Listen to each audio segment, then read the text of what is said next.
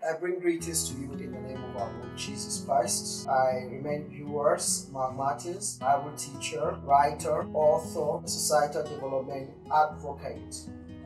Today we continue with our sessions on CAS, that's Church and Society series. And we would like today to consider the definition or the meanings of the church. It is very important that we consider what the church actually means, since CAS is about the relationship, the interconnectedness between the church and the society. Now, generally, the term church has generated different reactions and provoked different attitudes from different people. Some are positive, some are negative. And it's understandable. I understand that some people react to the term church or the concept of church or the practice of church. They react to that depending on what understanding that they hold. I think it's the ancient Greek philosopher Socrates that made a point to the case that made a case to the point that for you to be able to have productive understanding, productive conversation on the subject matter, there is need to define that subject matter. And in that light, it is critical to understand what the church is. From a broader perspective, I would like to look at the church as God's chosen, called, redeemed, covenanted, righteous, and sent out people living in this earth to represent God by advancing His kingdom wherever they are.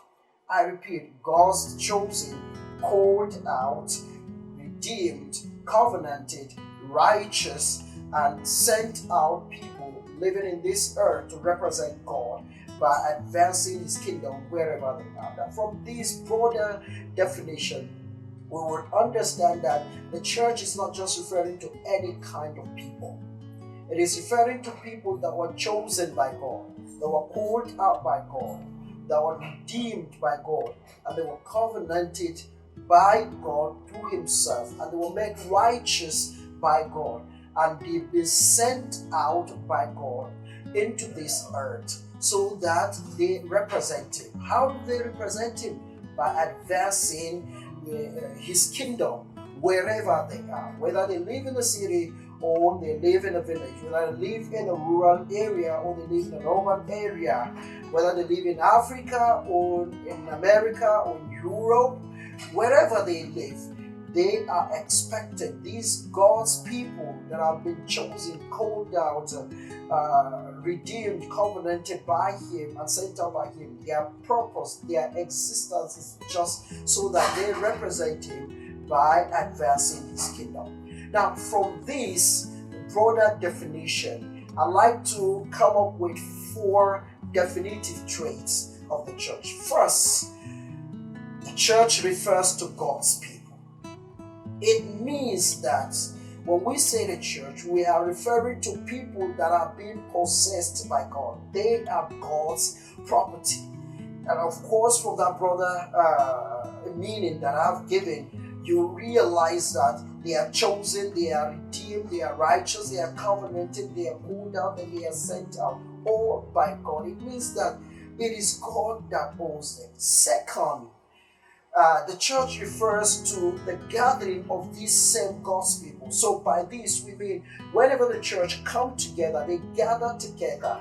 Whenever God's people come together, gather together, assemble together, that can be used to refer to as the church. As a matter of fact, the word that is being translated into English as church, its verbal rendering was used in Deuteronomy to refer to the assemblage, a gathering of God's people who came together for the purpose of listening to His word.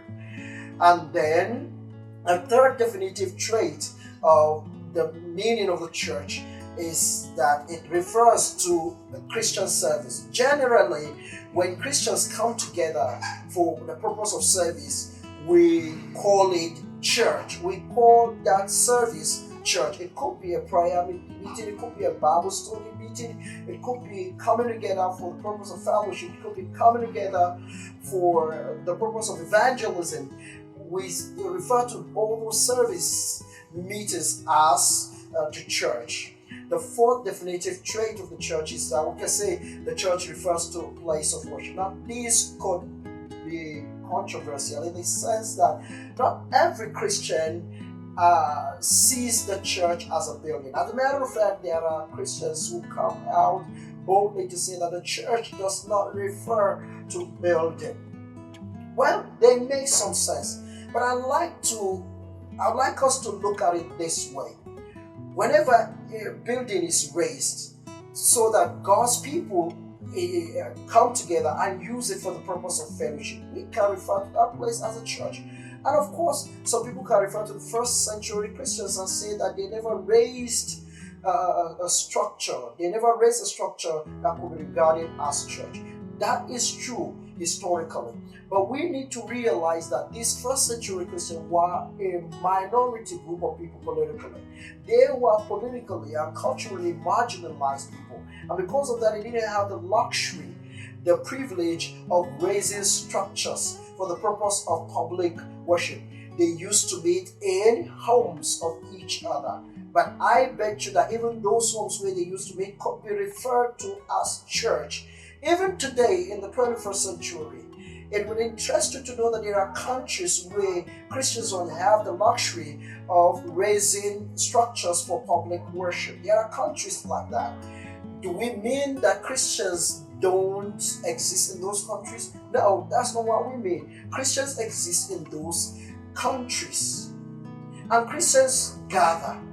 They gather in some places. It could be homes, it could be some private properties. And those private properties, those homes can also be referred to as church. The building themselves can be referred to as church. Here in Nigeria, we should be grateful to God that we have the privilege of raising structures, even gigantic structures, for the purpose of public worship. That is a huge blessing that we have, and we must never look down on that. We must never take that for granted. And I understand that even here in Nigeria, especially in the far northern Nigeria, there are some places where Christians are not allowed to just carve out any place to raise structure. Yes, but I know that generally in Nigeria, in most places, we have the privilege of raising structures. This is something to be grateful to God for. These physical structures are symbolic. They are symbolic of God's presence. They are symbolic of God's people. They are symbolic of what God's people stand for.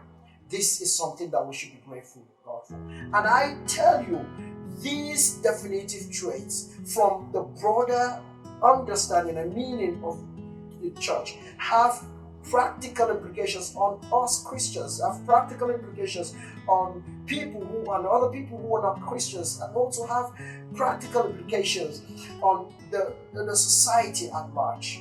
In our next episode, we will look at these practical implications. But for now, I'd like you to remember to always subscribe, like, share these videos. Thank you very much. See you in the next episode.